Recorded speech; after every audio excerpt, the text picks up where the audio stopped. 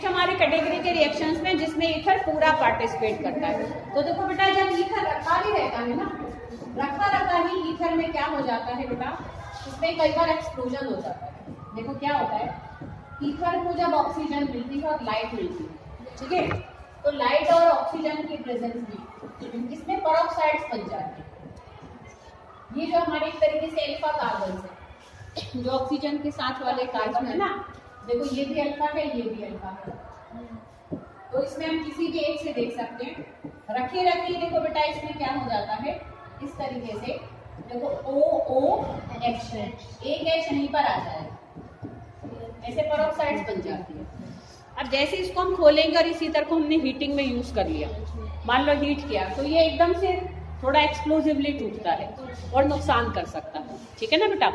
तो इसलिए या तो बिल्कुल ऊपर टॉप तक बोतल में भरें और डार्क कलर की बोतल्स में स्टोर करें, या हम इसमें स्टोर करने से पहले इसमें देखो एक कंपाउंड भी ऐड कर सकते हैं। जैसे हम KI को डाल दें, तो KI को अगर हम ऐड करते हैं ना, तो KI पेरोक्साइड को वापस से ईथर में ही बदलता रहता है और खुद आयोडीन में चेंज होता रहता है। तो या तो ईथर को जब कभी भी स्टोर करा जाए तो उसमें थोड़ा सा KI का हम थोड़ा सा साल्ट डालकर मिक्स करके रख दें, तो उससे क्या होगा, KI कोई ऐसे रिएक्ट नहीं करेगा, बट पेरोक्साइड अगर बनेंगे तो उसको बैक ईथर में कन्वर्ट करता चलेगा, ठीक है बेटा। तो ये एक हमारा रिएक्शन था इसको स्टोरेज को लेते हुए। सेकंड हमारा हेलोजिनेशन है, जो कि एक बार आया भी हुआ है बेटा पेपर में, किस तरीके से आया वो भी मैं बताती हूँ। तो इसमें देखो बेटा, तो इसमें बेटा नेक्स्ट हमारा देखो बेटा क्या है कि अगर हम इसकी हेलोजिनेशन करें, उसमें देखो ये इस तरीके से रिप्लेसमेंट स्टार्ट होती है, जिस हिसाब से हम यहाँ पर देंगे, जैसे हमने क्लोरीन दिया, ठीक है, लाइट की प्रेजेंस में, ठीक है बेटा। तो यहाँ पर क्या होगा, एक ये अल्फा वाले कार्बन से रिप्लेसमेंट स्टार्ट होगा, पहले एक रिप्लेस होगा, फिर ऐसे ही दूसरा रिप्लेस होगा, इस तरीके से। देखो यहाँ पर Cl आएगा, ऐसे हम और Cl, एक HCl निकल जाएगा, ऐसे और डालेंगे यहाँ पर हम, तो क्या होगा, एक और रिप्लेस होगा, इस तरीके से एक और Cl आ जाएगा, ठीक है बेटा।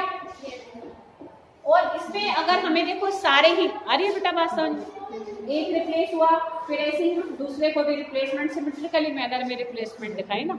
अच्छा, इसमें देखो बेटा क्या होता है, ऐसे ही जो स्लाइड हमारी क्लोरीनेशन हो रही है कि लिमिटेड कराएं, वो यहाँ पर हम लाइट नहीं दे रहे, ये मुझे बाद में दिख गया है ना, जब एकदम क्लियर होगा। देखो बेटा, इसको यहाँ से हम हटा दें,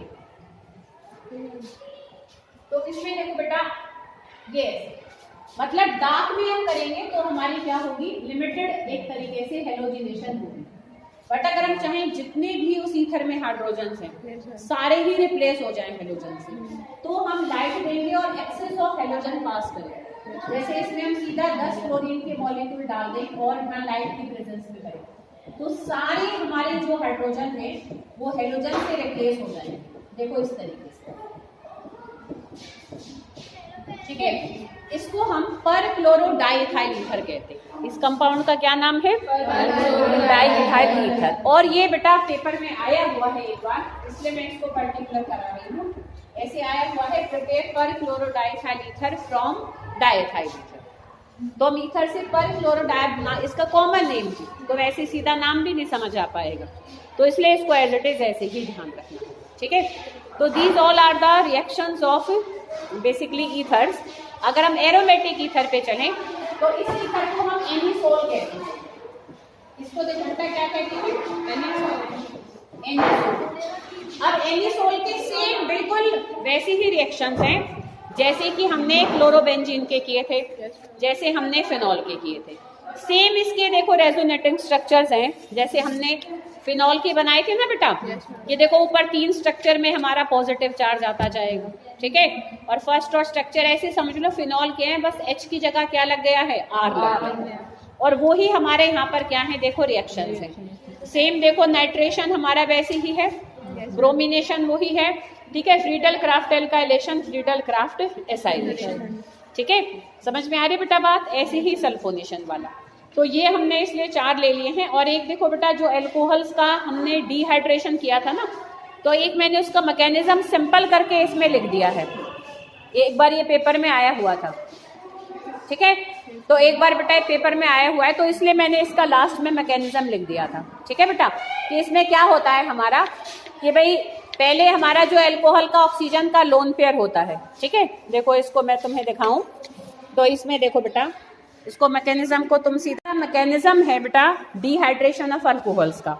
तो इसको ध्यान से देखेंगे, देखो अल्कोहल में जब हमने एसिड का H पॉजिटिव डाला तो वो ऑक्सीजन के लोन पेयर से अटैक करेगा, प्रोटोनेटेड यहाँ पर एक तरीके से यहाँ पर अल्कोहल बन जाएगा। अब उस प्रोटोनेटेड अल्कोहल में क्या होगा, वाटर मॉलिक्यूल लॉस होगा, तो हमारा एक कार्बोकैटायन बन जाएगा। फिर इस कार्बोकैटायन में हमारा क्या होगा बेटा कि जो कार्बन हमारा पॉजिटिव चार्ज वाला है और जो दूसरा कार्बन है, तो वो आपस में डबल बॉन्ड बनाना चाहेंगे स्टेबल होने के लिए, तो दूसरा जो मिथाइल ग्रुप था वो अपना H लॉस कर देगा, तो H पॉजिटिव आयन निकल जाएगा और हमें एक इथीन मिलेगा। तो हेडिंग्स को भी ध्यान रख सकते हो, उससे भी तुम्हें रिएक्शन याद रहेगा कि formation of protonated alcohol, second formation of carbocation और third elimination of proton to form ethene. ठीक है, तो ये हमारा एक्चुअल में इसमें तुम देख भी सकते हो, ये हमारा इक्विलिब्रियम में आ जाता है रिएक्शन। तो इक्विलिब्रियम हमारा फॉरवर्ड डायरेक्शन में मेंटेन रहे उसके लिए हम जो बनता है ना हमारा एल्कीन, उसको साथ साथ हटाते चलते हैं। ठीक है, तो ये हमारी सारी पूरी यूनिट हुई।